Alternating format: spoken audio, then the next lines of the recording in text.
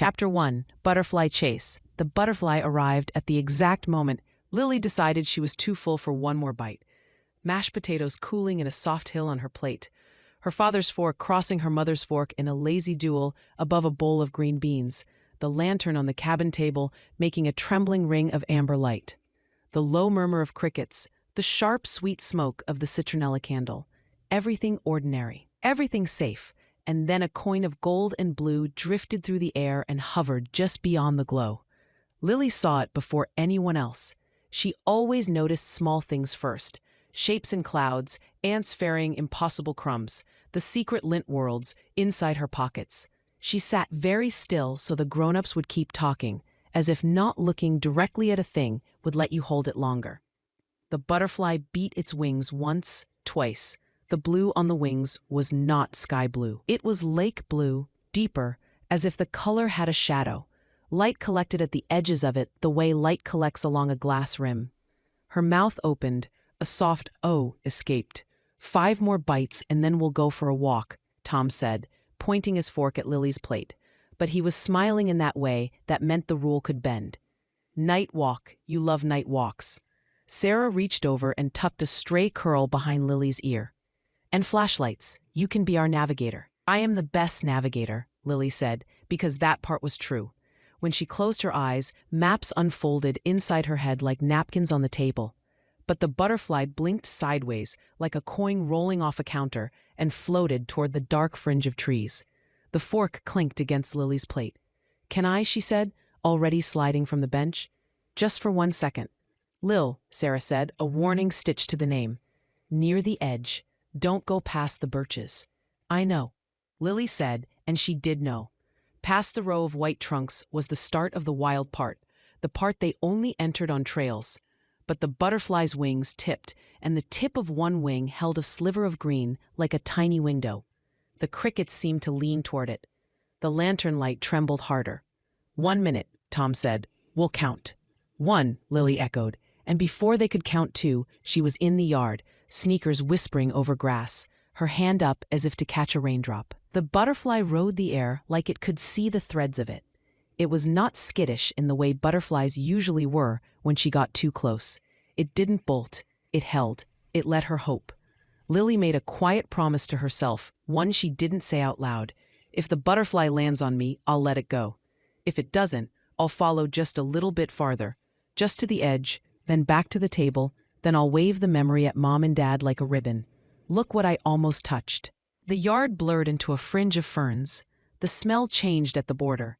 It went from the clean soap of picnic dishes to damp leaf, to the penny smell of moss, to something sweet she couldn't name. Sweet like flowers and apples and something else that was not a kitchen smell. It was like the air had a memory and was telling it to her. She paused at the birches, because rules were warm things in their house, not sharp things. The white trunks stood in a shy, uneven row with gray scars across them. When she was little, littler than 8, Tom had traced the scars with her finger and said, trees have their own language for when the wind is too busy to talk. Tonight, each scar looked like a dash in a secret message. Lily put her palm against one trunk. The bark was cool and a little powdery, the way chalk feels if you press your hand to a chalkboard and your teacher pretends not to see. She would pretend now, too. She would pretend the edge was farther in. I can still see the lantern, she called back. She could. A small gold circle like a cookie in the dim. I'm right here. 45 seconds, Tom called, playing the game of counting very slowly. Navigator needs reconnaissance, Sarah added. Hurry back. Lily smiled. She liked the way their voices curled through the air and found her without any map at all. The butterfly drifted. She followed. Past the birches, the light changed as if someone had put a softer bulb in the sky. The branches braided together. Sunlight that had been lemon bright on the tablecloth thinned to pale ribbon. Lily lifted her chin, because sometimes you had to lift your chin when you were little, just to let the big world know you were not a baby. I see you, she whispered to the butterfly. I see you. It tilted. It was impossible not to think it hurt her. Lily stepped carefully to avoid the toadstools. Because once at school, she had read a poster that said mushrooms could be friends if you left them alone. She put the toe of her sneaker on a patch of moss that looked like a sleeping cat. The moss exhaled dew. A gnat spun like dust in a sunbeam, only there wasn't enough sun for a beam. So the gnat spun in a shadow beam, and that felt like a secret. She remembered a book about butterflies. She had practiced the names because grown-ups always smiled when you knew names. Monarch, she had said, but this wasn't orange. Swallowtail, she had said, but this didn't have the tails. Blue morpho, she had said, but blue morphos were bluer than lakes, and this one was blue in a way that made her think of the bottom of the lake where it gets too quiet to swim. She wished Mrs. Eberly could see it.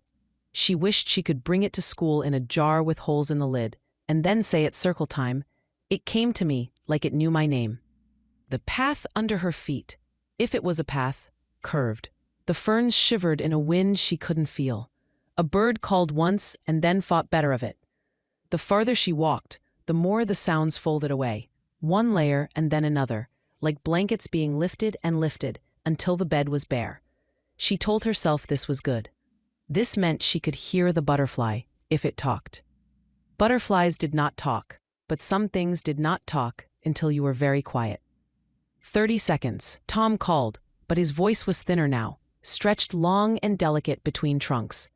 "I'm coming," she lied. Not because lying was allowed, but because the word felt like a rope thrown back toward the table.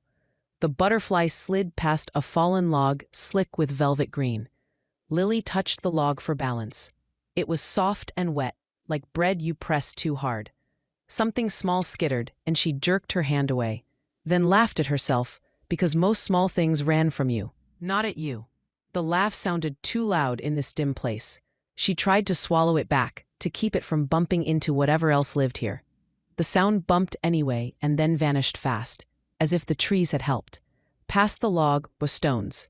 At first she thought they were just rocks with silly hats of lichen, like the cartoons of old men in the newspaper.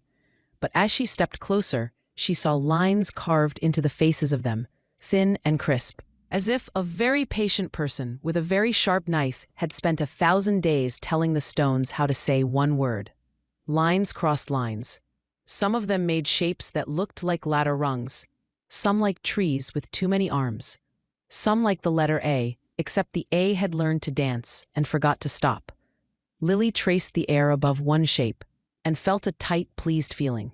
She liked when the world had codes. She liked the moment before you solved them because it was like being two people, one who didn't know and one who almost did.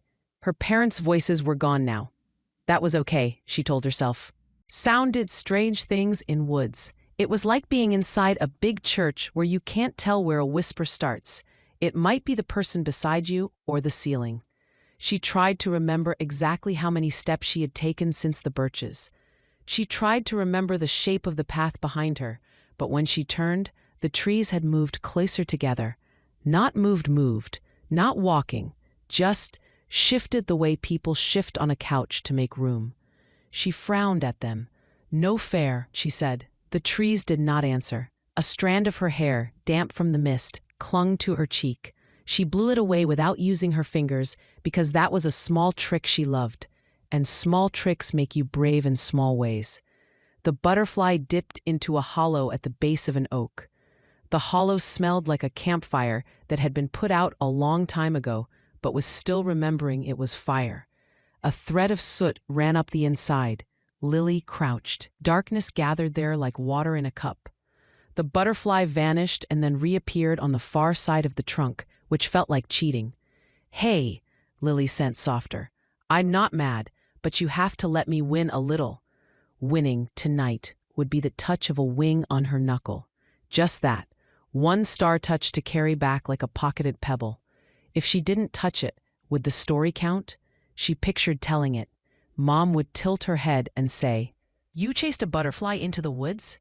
And Dad would do the thing where he pretended to be stern and then wink at the last second. "Show me," he would say next time. And she would. She had never been truly lost.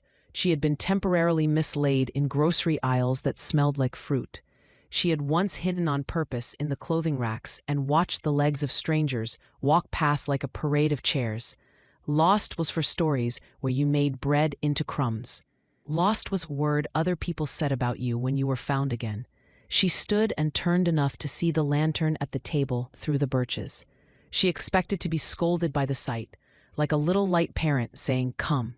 But the gold circle was small and low, and the mist that braided the air made the circle blur like a slick of butter on a plate. It didn't look like a command now. It looked like a picture of a command. "I am not far," she told herself. She counted her fingers to prove it. 1, 2, 3, 4, 5 from the table to the birches. Then 1, 2, 3, 4. She lost the thread because numbers felt slippery in this light, as if they didn't like being stacked on top of each other. "It's fine," she said. She said it the way grown-ups say it when they are trying to move the world with only their mouths. The butterfly sailed onward, out past a low rise where ferns made soft fists, toward a tangle of roots that had risen from the ground like a nest of snakes, all frozen at the same moment. The glow of the wings touched the edges of the roots and made them gleam. For a heartbeat, the hollow spaces between them looked like letters, like the carved stones but in vines. She could almost read the word. Almost. A wish lifted through her, pale and clear. Let it land. She stepped over a stretch of earth that looked like it had been combed. The comb marks ran too straight, too even, as if a machine had dragged giant teeth through mud and then gone to sleep beneath it. A beetle with a shell like a drop of oil crossed the combed earth and left no track. She crouched again, hunger toward the world, wanting to memorize this so she could lift it up later when school felt stale. "If it lands," she bargained with the not-quite-blue air, "I will not keep it. I will just touch and learn how it feels to be brave in the right way." Her palm hovered, open, small. The butterfly paused, hovering so close she could see the thin joints of its legs, like the lines in her mother's wrist.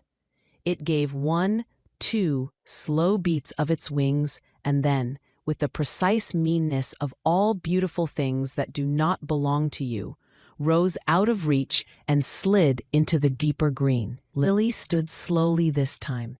She did not stomp. You should not stomp in a place that is noticing you. She set her shoulders back and told the itch under her skin to be quiet. Chasing can be polite, she thought. It can be a conversation if you don't shout. Beside the path, if this was still a path, was a curl of bark like a ribbon. In the ribbon's shadow, a spider made a net of air so thin it looked like nothing. Only when the butterfly's blue came near did the spider web pick up a thread of the color and show itself. Lily whispered hello to the spider because she was not a person who forgot to greet small weavers. The silence now was not empty, it was full of listening. She heard her own heartbeat. She heard the soft, embarrassed hush of her breath when it came too fast. She heard a leaf let go and fall without hitting anything. She heard her name the way she sometimes heard it in dreams, half-formed, almost a sound, almost not. For a second, she thought it was her mother's voice from very far away. For a second, she thought it was the woods saying a word it had practiced for a long time but didn't know how to finish. "This is fine," she told herself. "This is a story. You are at the middle, and in the middle, things hold their breath." She pictured the cabin table again, the faded checkered cloth, the jar of daisies Sarah had cut from the roadside and arranged like she was teaching the daisies manners. She pictured the knife resting on the cutting board like a tired soldier, the smudge on Tom's cheek from when he had tried to fix the hinge earlier, the cork trivet under the hot pan. Ordinary anchors, things that made a place a place. She pulled those pictures like a sweater around her shoulders. The butterfly did not ask if she was warm. It rode a soft current across a low pond of mist that had gathered above the ground. The mist was the same color as breath on a cold day, except the night was not cold yet. It was late summer cool, the kind that made the skin on her arms pebble once and then smooth again. The mist, Lily decided, was not about temperature. It was about forgetting. It made the ground forget its shape. It made her shoes forget the feel of dirt. It made her think of when she pressed her face to the shower door and drew with her finger, and the drawing only lasted a second before the steam swallowed it. She stepped into the edge of it, and the sound of her footfall happened somewhere else. Her stomach pinched, not from hunger, from the idea, skin thin but real, that time was doing something wrong. She wished she had her watch, even though she didn't trust her watch. Sometimes the minute hand jumped 2 minutes just for fun. She had left it on the dresser because the band pinched her wrist, and now the empty wrist felt like a door without a doorknob. Okay, she told herself, you went too far. You can catch the butterfly later with Dad. He can bring a net and you can open the net right away so it knows you are kind. You can name it together. He will say, not a monarch, and you will say, I know. Lily turned. The trees did not change. They were still trees. They still reached up into darkening light, but she could not see the sliver of yard. The lantern circle had become a drop of honey in a bowl, and someone had stirred it once, and then twice, and then it was gone. Her throat made a small hurt noise that she did not permit to become a cry. Crying wasted air. You needed air for walking. She put her hands in the pockets of her shorts and closed them into fists and opened them, and the friction of knuckles reminded her that she had a body and the body had tasks. Steps, breaths. Mom, she called, not loudly, in the respectful voice you use in libraries. Dad? The names soaked into the moss. The moss did not answer. She considered breadcrumbs. She did not have bread. She had a wrapper from a granola bar, folded into a neat square because she was the sort of person who folded. She took it out. She set it on a stone and the mist kissed it and made it slick, and the wrapper slithered off the stone and into a fern. She laughed again, one sharp unasked-for burst that sounded like someone else's laugh. She covered her mouth. What do I know? She asked herself, because sometimes cataloging facts was a bridge back to the world. I know the birches were behind me and a little right. I know the log was before the stones. I know the stones had letters. I know the butterfly is not a monarch. I know the air has a... She searched. The word was on the tip of her brain. She could see the outline of it. A weight. That was as close as she could get. The air had a weight it didn't usually have. It was like a blanket someone had put over the room and she wasn't looking. A blanket woven of water and quiet. She took one step toward where she thought a way was, and a twig snapped under her shoe. The sound cracked clean and loud and flat, like a pencil breaking on homework. The crack repeated itself, softer, deeper in the trees, as if the forest had said the word back to her. Her stomach slid. Mom, she called again, louder. She waited. Dad? Silence shuffled closer, like a person you know who doesn't want to be recognized. She imagined Tom standing up from the table and shading his eyes with his hand, even though it was almost night and the shading wouldn't help. She imagined Sarah already walking toward the birches, her mouth a line that meant she was thinking faster than she could speak. She imagined both of them calling together, and the call finding her like a finger tapping her shoulder. But the taps did not come. The woods held all the sound like breath in its cheeks. Don't be scared, she said, and there was no one here to tell her that was a good idea, so she told herself in a better voice, the voice she used for her stuffed animals when they got left under the bed. It's okay to be scared. Scared means you'll be careful. She rolled the word careful around on her tongue, because careful is a word with floors. It makes you walk softer. It makes you see. She looked harder. The trunk of an oak wore a shelf of fungus, like a pale staircase made for mice. Beetles had written punctuation in the soft wood, commas and long dashes. Above her, 2 branches crossed and made the shape of a door. She checked the ground for a rhyme to the door and found a curve of stones like a smile that had forgotten what joke it belonged to. She told herself if she walked under the door and past the smile and then turned left, something would be different. She did that. The something did not change. She let the seconds grow a little wild so she could catch the breath that kept darting away. Her chest fluttered like a paper bag in a car window. She closed her eyes and counted to 4 very slowly. When she opened them, she felt older by a grain of sand. Mom, she tried again, but before the word could go all the way out, before it could make itself a thread and tie to anything, light touched the edge of a fern 6 steps ahead. It wasn't the lantern's gold. It wasn't the butterfly's blue. It was a warmer thing, a softer thing, a light that could be in the belly of a firefly, if fireflies were the size of plums. It pulsed once, not a flash, but a breathing. It made a green vein in a leaf glow like a map. It made the slick top of the moss shine the way a cat's eye does when it looks at you from the darkest corner of a room. Lily went still, all the way to the bones in her feet. The forest went still with her. That felt like politeness. That felt like being told yes without words. "Hello?" she said.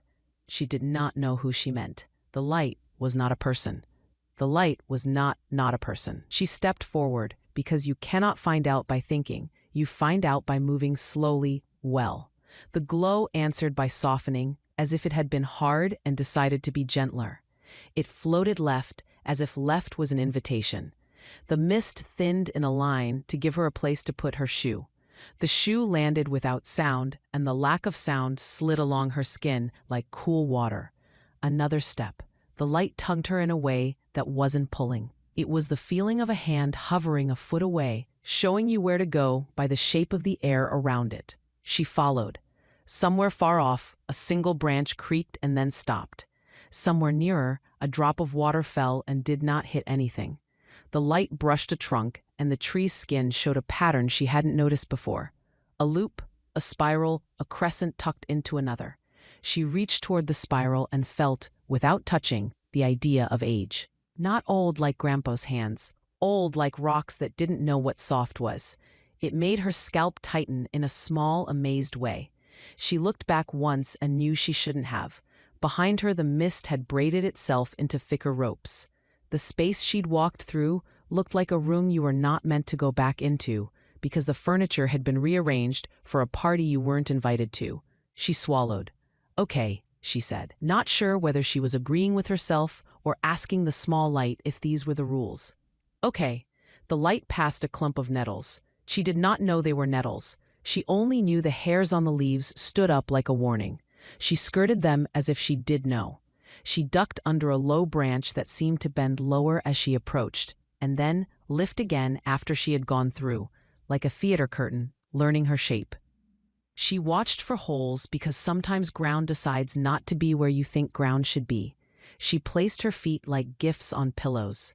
A memory rose as memories do when you are frightened, of Sarah humming in the car earlier, not a song Lily recognized, just a braided line of notes, a tune that didn't know its name. Lily had liked that. It had felt like the day had shoulders and someone was putting a shawl on them. Now, under the branches. A sound like that drifted into the shape of almost hearing and then away again. It could have been a wind pretending. It could have been the light's own small music. The voice a glow uses to keep itself company. Are you a friend?" Lily asked, and her voice did not tremble, though her knees thought about it. The light brightened then, just once, the way someone nods once with their chin. It slid ahead. She followed until the ground eased up into a little crest where the mist was thinner, and a clearing interrupted the trees in a wary, temporary way, like a breath held at the top before you exhale. She stopped at the edge of that almost clearing. The air felt different here. It tasted faintly of metal and mint. The hair on her arms agreed. The light hovered in the clearing like a fire without appetite.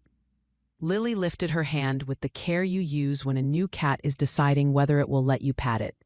"If you want," she said to the light, which is not how you talk to light in the science books, but it is how you talk to things you hope won't go. "If you want, you can come closer."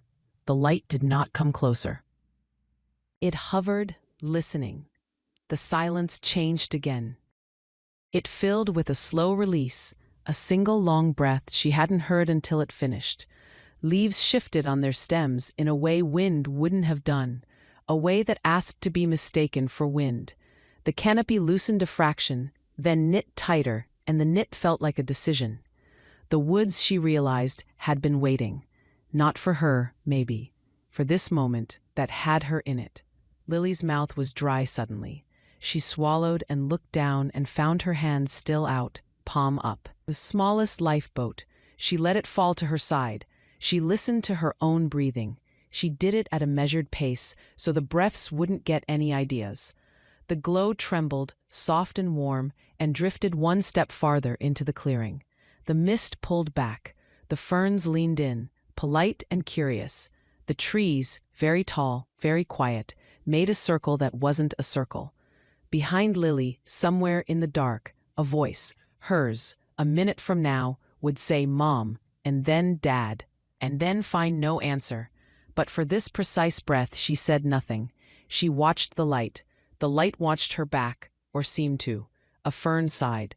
The woods exhaled as if something old and patient had been holding its breath and was pleased at last to breathe again. Chapter 2. The Ordinary World. The table outside the cabin still bore the signs of supper, plates streaked with sauce, a spill of green beans that no one had claimed. Forks stacked with the kind of absent-minded clatter that comes at the end of a day. The lantern in the center hummed with its mantle's steady flame, a fragile heartbeat against the deepening dusk. Tom leaned back on the bench, stretching his shoulders until the wood creaked beneath him. He was a tall man who carried his height like a coat he often forgot he was wearing. His shirt clung damp at the collar where he had fixed the cabin's faulty hinge earlier, and his forearms bore smudges of honest work that he hadn't bothered to wash away.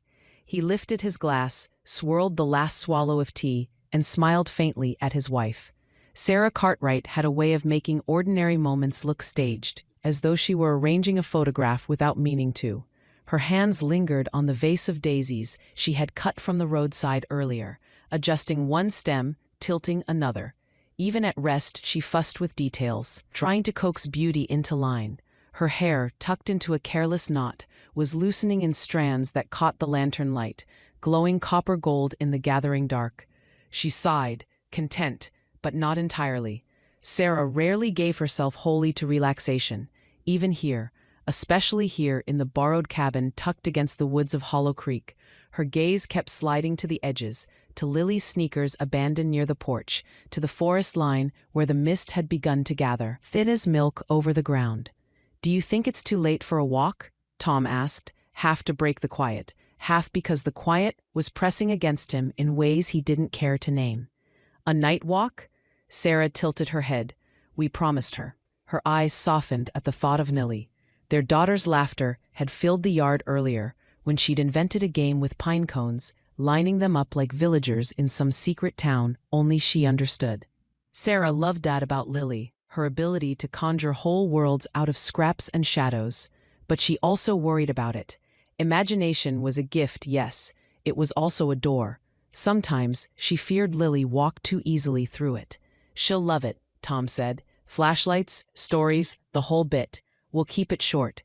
He leaned forward, elbows on the table, catching her eye in that way he did when he wanted to coax a yes.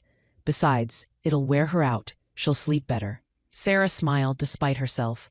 "You're just hoping she won't beg for one more chapter of the Dragon Book." "Guilty," he chuckled. "I don't have the stamina for another epic battle between Sparkwing and whoever he's fighting this week." Sarah shook her head, laughter soft on her lips. She gathered plates, stacking them with quiet efficiency. "She's at that age. Everything's a story." "Wonder where she gets that from," Tom teased, watching her line the silverware with near-ceremonial neatness. Sarah rolled her eyes, but her cheeks warmed. She did have a habit of spinning tales, of turning errands into adventures and grocery trips into quests. Lily had inherited that, magnified it. The thought made her chest ache, tender with pride and a shadow of unease. She looked around for Lily then, expecting to see her perched on the end of the bench with her chin in her hands, humming some tune she half remembered. Instead, the space was empty. "Lily?" she called lightly, more habit than alarm.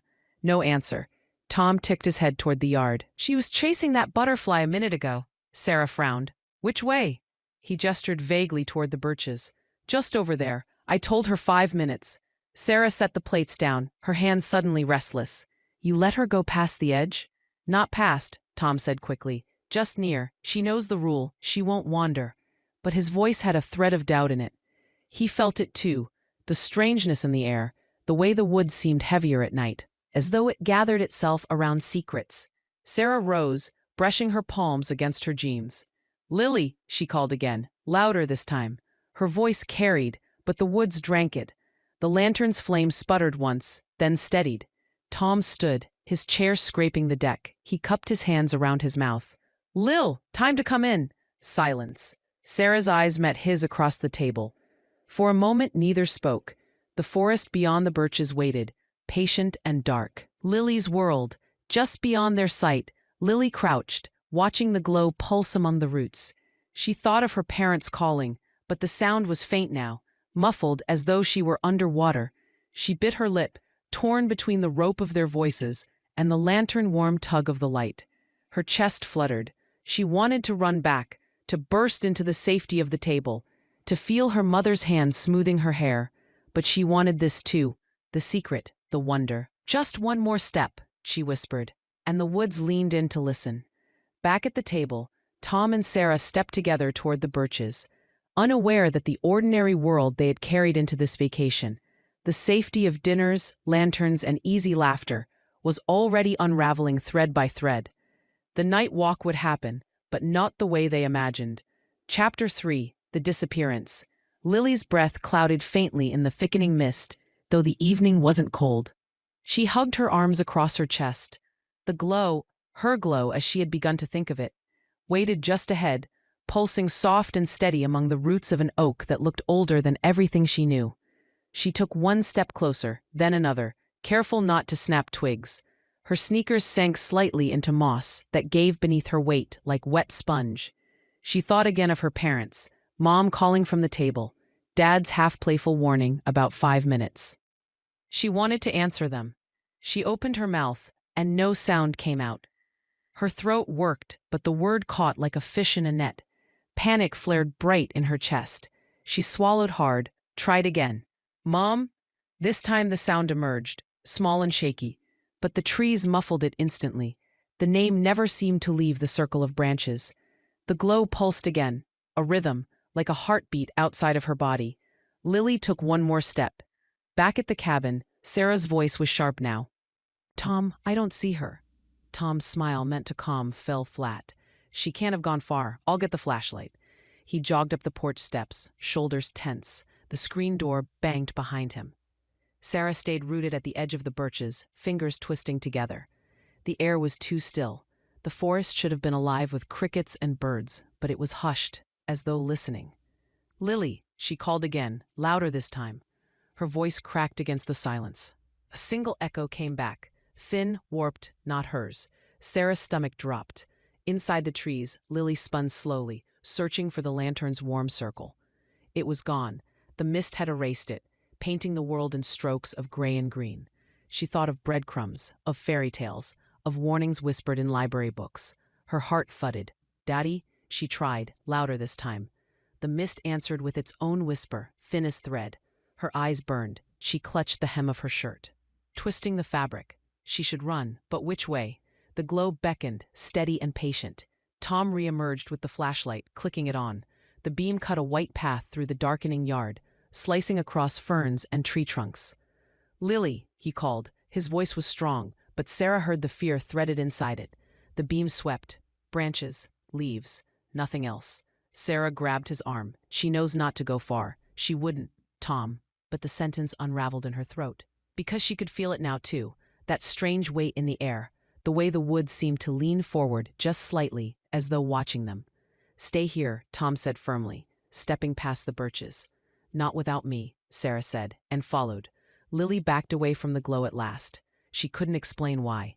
Instinct, maybe, or the memory of her mother's voice sharp with warning. She turned, picking a direction, any direction, and ran. Her sneakers slapped against roots, slipped in moss, branches clawed at her arms. She didn't care. She pushed forward until her lungs burned. She stopped only when she reached a ring of stone monoliths, tall and irregular, jutting from the ground like the teeth of some buried giant. Each one was carved with faint lines, twisting and curling like letters in a language she almost recognized. The mist thickened here. The glow had followed. No, it was waiting. It seeped from between the stones, bathing them in faint green light. Lily's legs trembled. She realized then, with a clarity that made her stomach hollow, that she could not tell where she was. She could not tell where home was. She was lost. Back at the cabin, Sarah's voice broke into a cry. "Tong, she's not answering." The forest swallowed the sound whole. Tom gripped the flashlight tighter, jaw clenched. "We'll find her," he said, but the way the woods loomed, silent and endless, made his promise feel like a fragile thing, something that could splinter with the next step. And in the hollow heart of the forest, a child's voice whispered once more, "Mom?" The mist carried it away, and only the glow remained. Chapter 4. The First Encounter. The ring of stones did not move, but it felt alive. Alive in the way a held breath is alive, waiting, suspended, trembling at the edge of release. Lily stood at the center, her hands clammy against her knees. Her chest rose and fell too fast. Each breath sounded like paper, tearing in the silence. The air was damp and heavy, filling her throat with something she couldn't swallow down. She turned in a slow circle. The mist pressed closer on all sides, blurring the edges of the forest into pale smoke. The stones around her weren't just gray anymore. They were changing. No, they were glowing, faintly, as though the lines carved into them had been drawn in hidden ink, now revealed. Curves, spirals, shapes like ladders and branches. They glimmered in and out, never steady, never the same. And then the sound began. At first it was so soft she thought it was inside her own ears, a faint vibration, like when she pressed a seashell to her head and listened for the ocean. But this wasn't waves. It was a hum, a low, steady tone, no louder than a bee caught between glass panes. It grew, filling her chest, making her ribs feel hollow, like an instrument being played from within. Her skin prickled. It wasn't just sound, it was words. Not words she knew, but words her bones seemed to recognize. She couldn't have repeated them if she tried, but the meaning brushed against her anyway. "Do not fear." Lily's lips parted. She swallowed hard, but her throat was dry.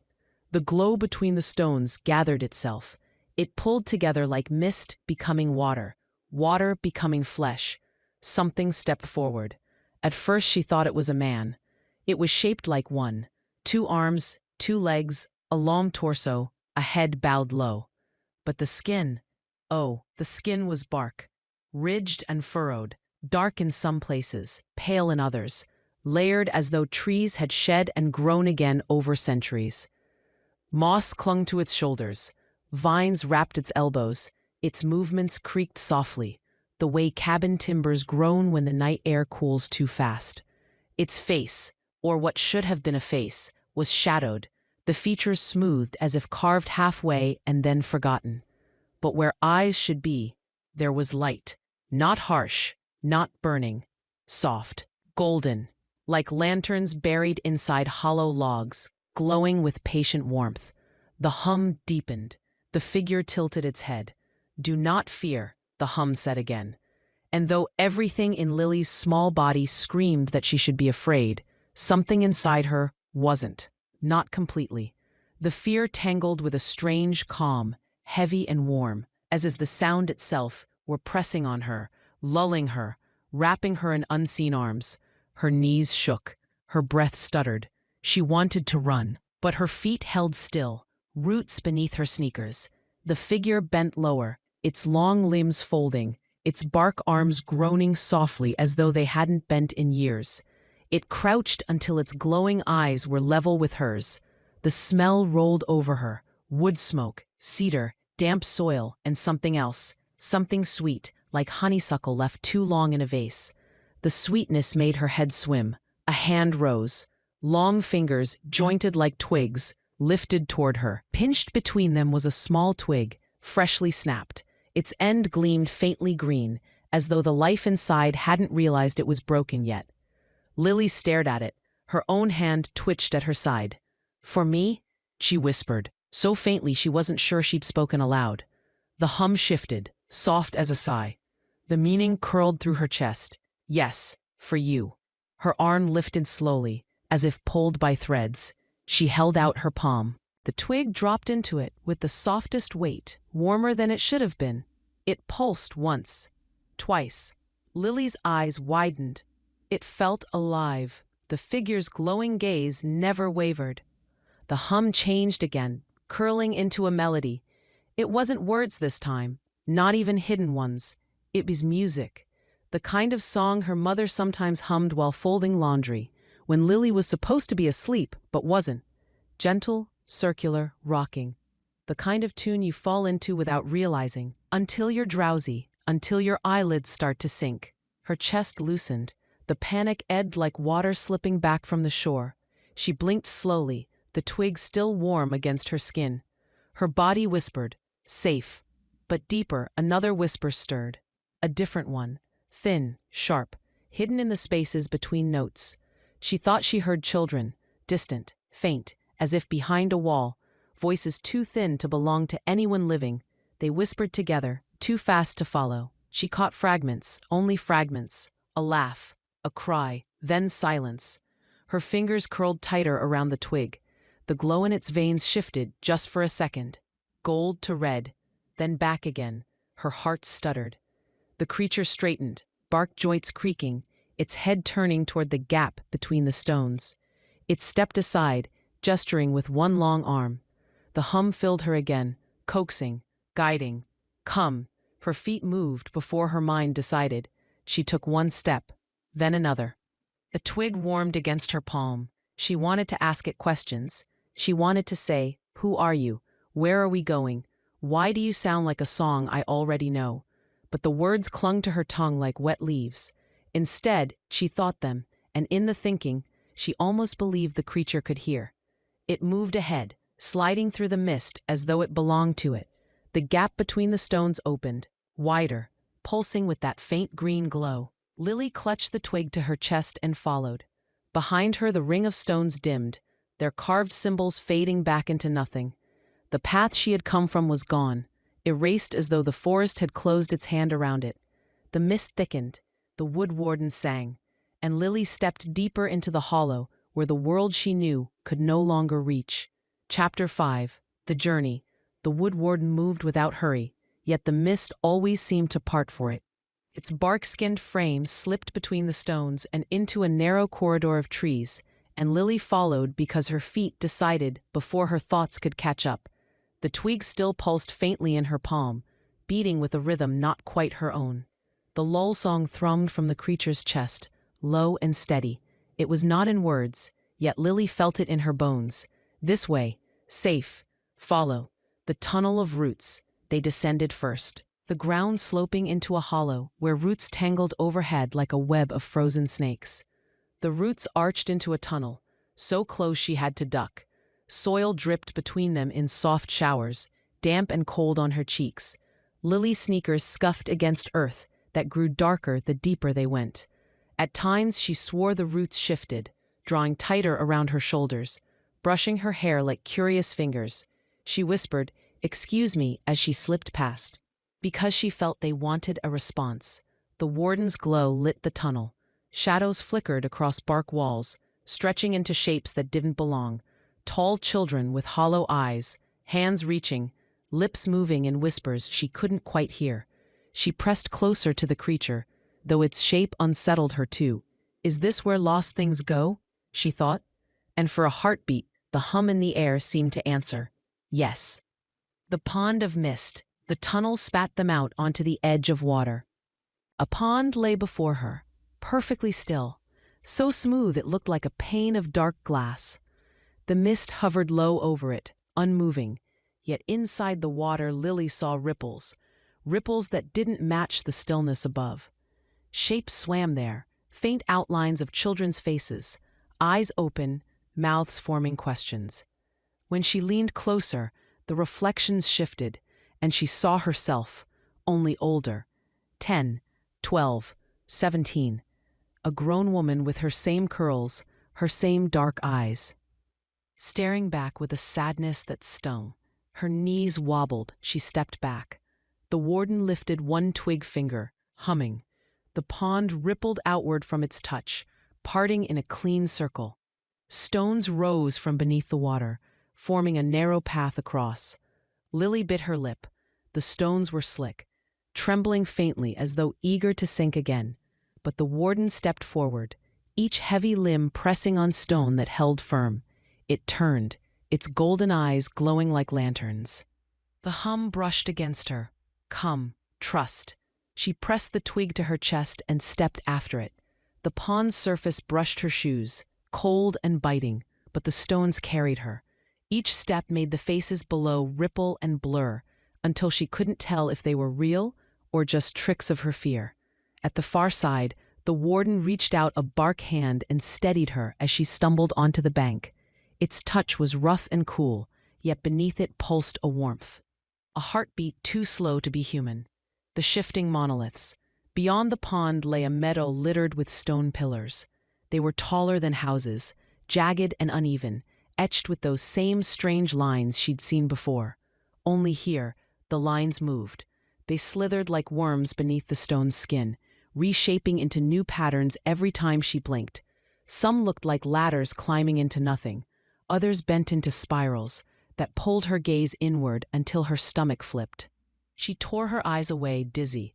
The warden paused among them, placing one hand on a pillar. Its song deepened, and the lines on that stone froze, locking into a pattern like an open hand. Lily reached toward another stone. Her fingers hovered over it, and suddenly the carvings shifted into a child's face. Eyes wide, mouth open. Her breath hitched. She almost screamed. The warden's hum grew louder, soothing, pushing the fear down. The face faded back into lines. Lily's pulse raced. "They're watching me," she thought. The hum replied, only guiding, but she wasn't sure. The clearing of fire. At last the meadow broke into a clearing. In its center burned a fire, though not a fire she had ever known. It was made of leaves, dry and brittle, but they glowed like embers without smoke. Flames rose in green and gold tongues, yet gave off no heat. A cold wind brushed her cheek, and the fire flickered, shrinking, as though afraid. Lily clutched the twig tighter. Her throat ached with the question she wanted to ask. What is this place? But her lips refused to move. The warden stepped aside, gesturing to the fire. The lull song softened, a whisper now, and in the ash at the edge of the flame, Lily saw writing, traced in soot. "When the moon is full, come to the cabin." Her breath shivered out. The fire dimmed, leaf by leaf, until nothing but smoke hung in the air. When she turned back to the warden, it was gone. Only the faint hum lingered, slipping between the trees like breath, and Lily was alone. Chapter 6. The Parents' Search. The lantern guttered. Its glow shrank to a trembling bead of light, fighting against the mist that had crept closer to the cabin.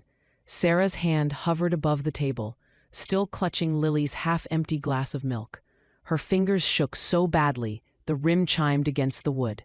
"Tom," her voice cracked, thin as paper. She should have answered by now. Tom swept the beam of the flashlight across the birches, his jaw set. "She's hiding, that's all. You know how she plays, she'll come running any second." But even as he said it, his gut nodded. Lily's voice carried like a bird when she wanted it to. There was no giggle, no rustle, no cry of "found me." The silence pressed too heavy, too still. He stepped past the birches. The beam of light cut through trunks and branches, spilling across moss and fern. "Lily," he shouted. His voice came back thinner, warped, as though the woods didn't want to return it. Sarah hurried after him, grabbing his arm. "Don't go too far. We should stay together." "We are together." He squeezed her hand once, quick, before pulling free. "I'll sweep left, you sweep right. We'll circle back here in 2 minutes." Sarah's throat tightened. She wanted to argue, but the forest was already swallowing him.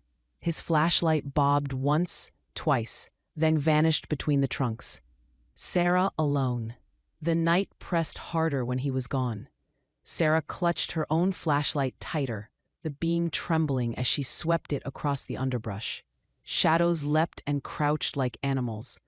"Lily," she called. Her voice wavered. "Sweetheart, it's time to come in now." She strained for the sound of her daughter's reply. Anything. A footstep, a giggle, the crash of clumsy sneakers. But there was only the whisper of leaves. She caught a glimpse of something pale. Lily's shirt? She rushed forward, heart pounding, only to find a strip of birch bark lying in the ferns. She laughed once, sharp and breathless. The sound died immediately, absorbed by the trees. The woods were too quiet. Every parent's nightmare played at the edges of her thoughts, and she pushed it back with force. "She's here," Sarah whispered to herself. "She's here." But the air smelled different now, wet earth and something faintly sweet, almost like flowers. It made her skin crawl. Tom deeper in. Tom pushed through brambles, the flashlight beam shaking. He called Lily's name until his throat hurt, until the sound of it became strange in his ears. He stopped, listening. Nothing. Not even insects. The silence was wrong, thick like a wall. It pressed against him, making his heart beat faster. "Lil," he said again, softer now, pleading. His light caught on something. Footprints, small and fresh, pressed into damp moss. His chest tightened. "I've got her trail." He shouted, hoping Sarah could hear. But no answer came, only the whisper of branches shifting above him. Reunion. Tom crashed back through the birches minutes later, his shirt snagged with twigs. Sarah stood waiting, breath sharp, eyes wide. "You found something?" she demanded. "Prince, leading east." His face was pale in the lantern's glow. "Then what are we waiting for?" They turned together, stepping into the woods. The flashlight beams stabbed at the dark, but the mist curled around them, swallowing the light as quickly as it was made. Sarah gripped Tom's hand. For the first time since they'd arrived at the cabin, she was afraid the forest itself did not want them here. "Stay with me," Tom muttered, voice rough. "I'm not letting go," Sarah whispered, and they plunged deeper, calling their daughter's name into a silence that did not want to answer. Chapter 7. Lily's Return. The first hint of dawn was not light, but sound. A single bird called out, tentative, as if testing whether the world still existed. Another answered. Then, like a curtain lifting, the woods filled with their voices, shrill, layered, alive again. Sarah blinked against the pale gray morning, her eyes stung from a night without sleep. She sat on the porch steps, Tom beside her, both of them hollow with exhaustion. Their flashlights lay at their feet, batteries fading to a dull glow. They had searched until their legs buckled. They had shouted Lily's name until their throats turned raw. The forest had swallowed everything, giving nothing back. Until now. A soft rustle came from the tree line. Sarah stiffened. Tom pushed to his feet so quickly the bench rattled. "Did you hear that?" he rasped. They both stared into the birches. And then, there she was, Lily. Her small figure stumbled from the mist, hair tangled with leaves, shirt damp and streaked with dirt. Her arms racked tight around her chest, as if she were holding herself together. "Lily!" Sarah's cry cracked the morning wide open. She rushed forward, Tom on her heels. They dropped to their knees in the grass, pulling her close, covering her with frantic hands and kisses. "My baby," Sarah sobbed, pressing her face into Lily's hair. "Where were you? Oh God, where were you?" Tom's hands trembled against her shoulders, her cheeks, as if needing to prove she was real. "You scared us half to death. Do you hear me? Don't ever do that again." Lily sagged against them, too tired to resist, too shaken to answer right away. Her lips trembled, words caught behind her teeth. At last she whispered, "The Warden." Her parents froze. Tom drew back slightly, brow furrowing. "The what?" "The Wood Warden," Lily said, eyes glassy. "He found me. He showed me a fire made of leaves. He gave me this." She opened her hand. The twig lay across her palm, its bark darkened but faintly pulsing, as if with the echo of a heartbeat. Sarah blinked, tears streaking her cheeks. She reached out, gently prying it from Lily's grip. "Sweetheart, it's just a stick. You must have dreamt the rest." "I didn't dream it," Lily cried, voice breaking. She shook her head violently, curls flying. "He was real. He sang to me. He said I was safe, but—" She trailed off, shivering. Her eyes darted toward the woods. "But he wasn't." Tom cupped her face in his hands. "Lil, you were lost in the woods. That's all. You got scared. It happens." "No!" Her voice rose, sharp as a snapped branch. "You don't understand. He was there. He followed me." Sarah pulled her close again, rocking her. Shh, it's over now. You're safe. You're home." but Lily stared over her mother's shoulder, into the birches where the mist still lingered. Her small fingers twitched against Sarah's back. She knew it wasn't over. Inside her pocket, unnoticed, the twig gave a faint, steady glow. Excellent. This is one of the most unsettling beats in the whole arc. Chapter 8, The Creature's Visit, will shift from the daylight's fragile relief to the intimacy of night, when the Wood Warden crosses the threshold of safety and enters the cabin itself. This scene needs to be quiet, lingering, almost suffocating in its stillness. Designed for narration that can lean into long pauses and whispered dread. Chapter 8, The Creature's Visit. The cabin was quiet, too quiet. Sarah had insisted on keeping Lily between them in bed that night, though the mattress was narrow and every toss pressed them closer together. Lily lay curled in the hollow of her mother's arm, eyes wide open, long after Tom's breathing had settled into uneasy rhythm. The day had passed in fragments, Sarah coaxing Lily to eat toast she barely touched, Tom walking the perimeter of the cabin again and again, pretending it was for fresh air, Lily sitting on the porch with the twig hidden in her pocket, fingers brushing its grain as if to prove she hadn't imagined it. But when the sky darkened and the lanterns were lit, the silence of the forest crept back. Every creak of the cabin timbers felt like footsteps just outside. Now in the middle of the night, the silence was heavier still. Lily knew before she opened her eyes. The air had changed. Something breathed in her room, slow, measured. Not her father's snore, not her mother's sigh. A sound like the woods themselves inhaling and exhaling, damp and endless. Her eyelids flickered open. At first she saw only shadow. Then the shadow moved. A figure sat at the edge of the bed, tall, hunched, shoulders bowed beneath the slant of the ceiling beams. Its bark skin gleamed faintly in the darkness. And its eyes were open lanterns, glowing gold in the dark, fixed upon her. The Wood Warden.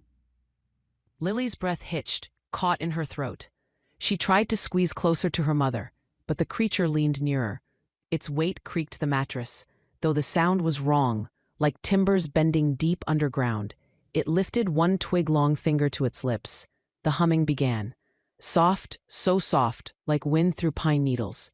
The same lull song as before. Only here in the cabin, it was worse. The walls seemed to breathe with the sound. Timbers thrumming like strings of an instrument. Safe, safe, safe. Lily shook her head. No, she whispered. Her mother stirred, half asleep, pulling her tighter without waking. Tom muttered something and rolled over. Neither opened their eyes. Neither heard. The creature leaned closer still, until Lily could smell it. Damp soil, wood smoke, and that same cloying sweetness, almost like flowers rotting in a vase. Its hum brushed her skin. Words tangled beneath it. You belong to the woods. You are mine to keep safe, mine to keep. Her throat burned. Tears stung her eyes. Go away, she mouthed, but no sound left her lips. The warden's golden eyes deepened, glowed brighter. For the first time, she thought she saw red glinting at the edges. The lull song thickened, heavy as sleep. Her eyelids fought to stay open. Her fingers reached instinctively for the twig, clutched in her pocket beneath the blanket. Its faint pulse beat against her palm like a warning. The hum faltered. The warden froze, its eyes narrowing at the shape in her hand. For a moment, the air crackled with silence. Then the creature leaned back, withdrawing into the dark. Its golden eyes dimmed, fading into shadow. The hum unraveled into stillness. When Lily blinked, the edge of the bed was empty. Her chest heaved. She clutched the twig until her knuckles ached, listening to the thud of her parents' steady, oblivious breaths. She was awake for the rest of the night, waiting for the glow to return. Chapter 9, The Revelation. The day crawled by, brittle and thin. Tom chopped wood in short, furious bursts, as though each strike could drive away the memory of last night. Sarah busied herself with the kitchen, scrubbing the same pan twice, folding the same towel 3 times. Neither of them spoke about the search. Neither of them spoke about the silence of the woods. Lily sat on the porch steps, her small knees drawn to her chest. The twig hidden in her lap beneath folded arms. She hadn't slept. She hadn't dared. The memory of glowing eyes at her bedside was etched into the dark behind her lids, ready to bloom whenever she blinked. But worse than the memory was the song. It hadn't stopped. Even in daylight, faint as a whisper under running water, she heard it. A hum just at the edge of hearing. Circular, endless, like something breathing inside her skull. Safe, safe, safe. She pressed her palms to her ears. It didn't help. That night, it came again. The creak of wood. The hush of breath that wasn't hers. Her eyes snapped open before the glow reached her. The warden stood at the window this time, tall enough that its bark shoulders brushed the frame. Mist curled around it, leaking into the room as though the forest itself had seeped through the cracks. Its golden eyes locked on her, and the hum grew louder. But this time, Lily listened differently. She let the sound in. She let it stretch and curl. Let it brush the edges of her thoughts. And hidden inside the lull song, she found the words. Not safe. Feed. Her stomach clenched. The melody rolled on, crooning, coaxing, the same as always, but she heard it now. Each rise and fall carried hunger, not comfort. She remembered the pond, the faces in the water, the children's whispers between the stones. They hadn't been dreams. They had been remnants. The warden was not a guardian. It was a predator. Her breath quickened. She clutched the twig in her pocket. The warmth was gone. Cold seeped through it now, and when she looked down, she saw the faintest scar etched along her arm. A thin red line she hadn't noticed before. Her throat tightened. "You marked me," she whispered. The warden tilted its head. Its eyes, once soft gold, shifted. The edges burned darker, deeper, glowing like coals. The hum changed, no longer soothing, but sharp, jagged. Mine. Lily's tears spilled hot against her cheeks. She shook her head violently, clutching the twig until it bit into her palm. No. The creature pressed closer against the window, its form filling the frame. Its long fingers tapped the glass once, twice. The sound was hollow, like knuckles rapping on a coffin lid. The lull song swelled, pressing against her chest, her skull. Her body felt heavy, too heavy, as if sleep were dragging her down into roots. Wake up, she begged herself.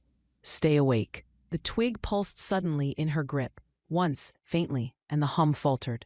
Just for a moment, the warden's eyes narrowed. It saw her resistance. It leaned closer, pressing its bark face against the glass, and for the first time, the hum cracked into something like a voice.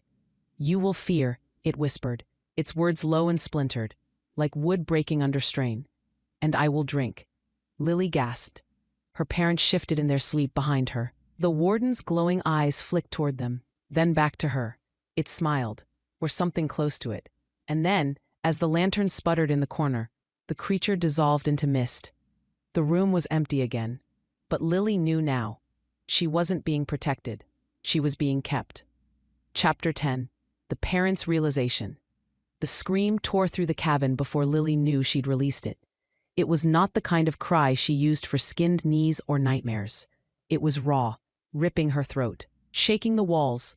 Tom jolted upright in bed, hand already reaching for the flashlight on the nightstand. Sarah's breath caught, panic sharp in her chest. Lily? Tom barked, swinging the beam toward their daughter.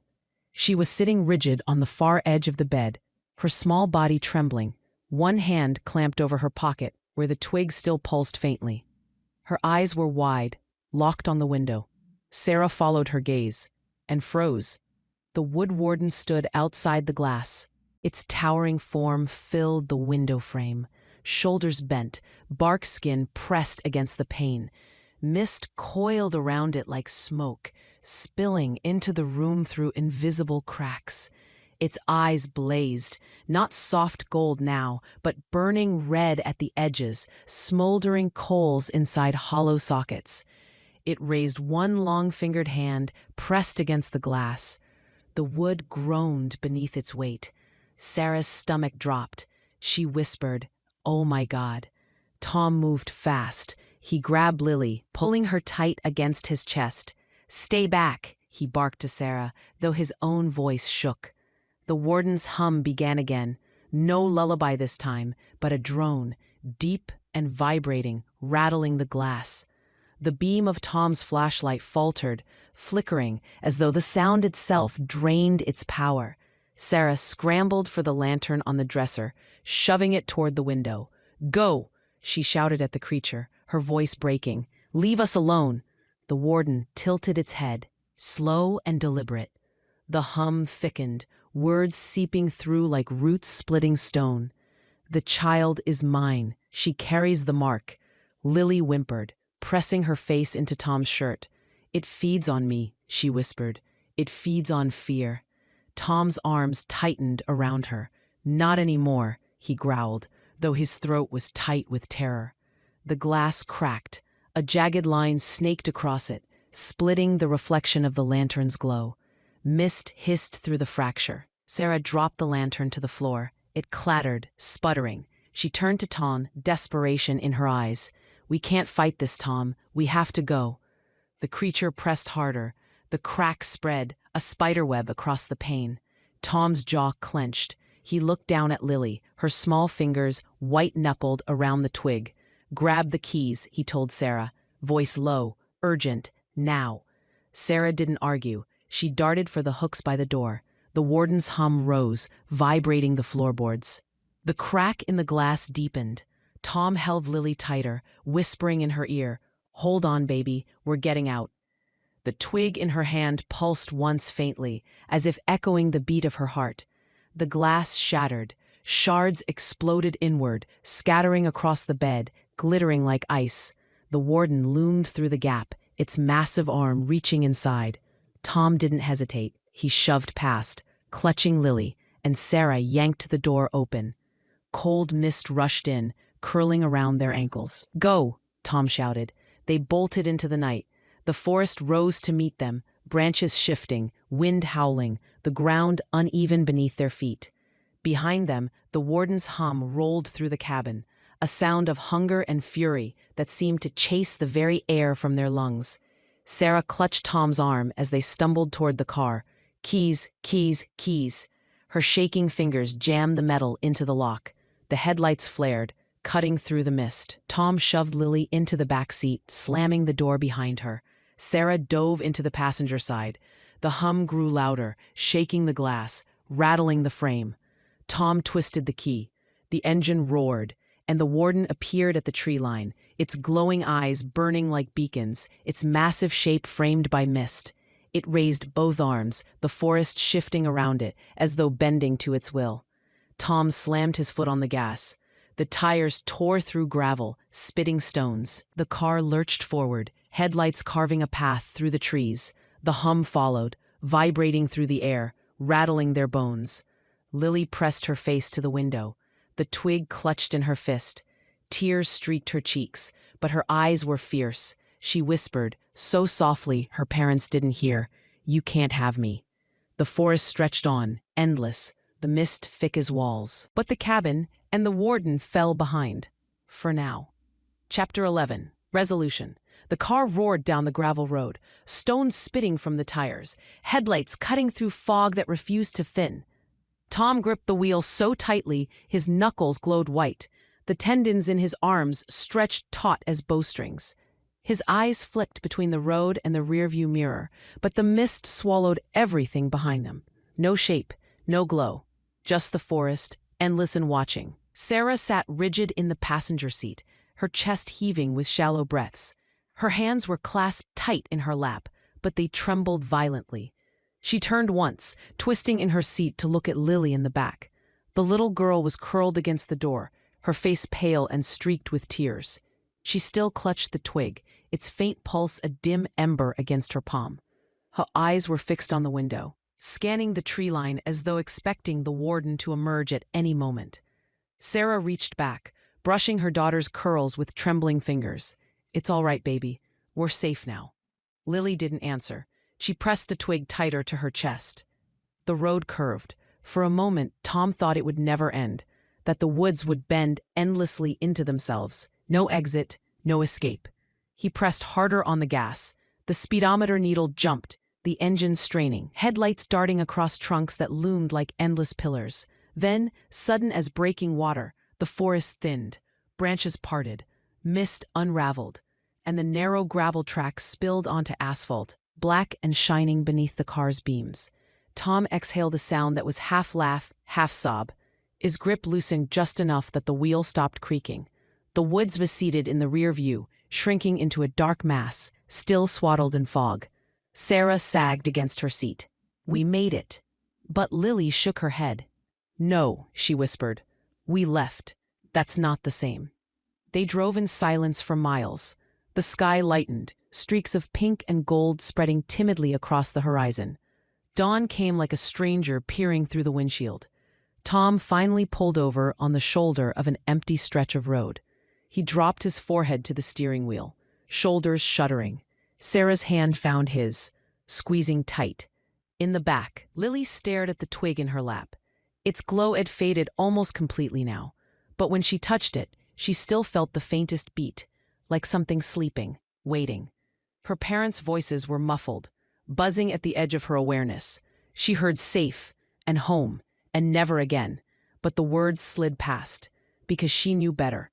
The forest did not let go. It had marked her. When they finally pulled back onto the road, the cabin long behind them, Lily turned to look out the rear window one last time. The woods stood silent in the distance, mist rising like smoke. For a heartbeat, just at the edge of sight, a faint glow flickered between the trees. Not gold, not red, something in between. Lily pressed her palm flat against the glass. The glow vanished. The car rolled on, carrying them farther from Hollow Creek. But the forest stayed with them. Chapter 12. Final image. Morning stretched across Hollow Creek. The sun climbed slow, its pale light spilling between branches still heavy with mist. Birds darted and sang, their voices eager to reclaim what the night had stolen. Dew clung to ferns, spiderwebs glittered between trunks, and for a moment the woods looked harmless again.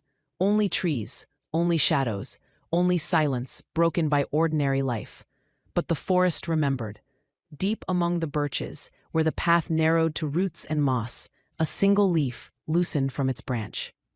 It twirled lazily through the air, spinning once, twice, before settling onto the damp earth. Its edges curled faintly, veins glowing gold for the briefest second before fading back to brown. The silence thickened. A low hum trembled beneath the soil, too faint for any passing bird to notice. Mist shifted, pooling around the base of the trees, shaping itself into something almost human before unraveling again. And then, in the hollow between two trunks, a light flickered, soft, warm, waiting, not gone.